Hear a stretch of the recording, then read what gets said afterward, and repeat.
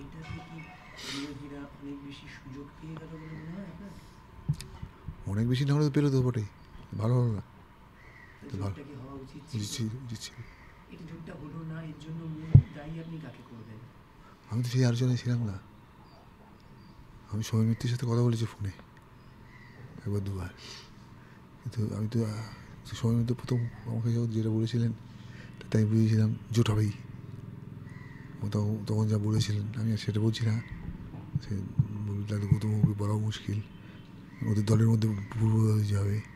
ও যা সৌমিক মিত্র আমাকে যা প্রথমে বলেছিলেন তাতে আমি বুঝেছিলাম। আমি পরে আবার বিমানকে বলে দিলাম তো জোট হবেই, কোনো অসুবিধা হবে না, আপনারা এইভাবে এগোন, জোট হবে। জোটটা হওয়া উচিত ছিল। এবারে ইলেকশনে 42টা আসনের মধ্যে কতগুলো আসনে আপনি আশাবাদী সিপিএমের জেতার ক্ষেত্রে? আমরা তো আশাবাদী, আমি আমি খুব বেশি আশাবাদী না, খুব বেশি আসন পাবে এই সমস্ত বলছি না। আমরা ধরুন দমদমটাকে জিতবো বলে সেইভাবে টার্গেট করেছি। দমদমটাকে যদি ব্যারাকপুরেও যদি অবস্থা কিছুটা ভালো হচ্ছে, তারপরে কাটাকাটি যদি ভালো রকম হয়, ব্যারাকপুরেও মে স্লিপ ডাউন বুঝে এটা আমি আশা করছি না। মুখ্যমন্ত্রী তো 42-42। ওটা কত কথা, বহুত আউল কথা বলে, এটা সেরকম একটা আউল কথা হিসেবে ধরতে হবে। সেক্ষেত্রে দেখা যায় যে বিরোধী শক্তিগুলোকে একবারে পুরো এক জায়গায় করে ফেলে 42-42 করে বিরোধীদের নাম নিশানা এসে মিটিয়ে দেওয়া একটা না না, এটা দেখার কি আছে? পাগল ছাড়াটা বলে নাকি? মুখ্যমন্ত্রী পাগল বললে আবার ওরা কেস করবে, কিছু হলেই করে যাচ্ছে, করে গিয়ে মামলায় থাকে না। আমি যা যা বলেছিলাম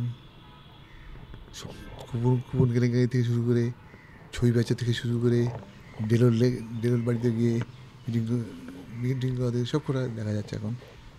ওরা সব কটাই ওরা করেছে, মমতা সব কটা অপরাধ করেছে।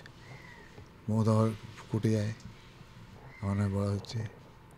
এই ছেলেটা, এই যে ভাইপো এর যে কোম্পানি লিপস অ্যান্ড বাউন্ডস, আমি বলেছিলাম এই কোম্পানিটা জারি কোম্পানি, দেখেছিলাম কম্পিউটার থেকে তুলে নিল কাগজটা।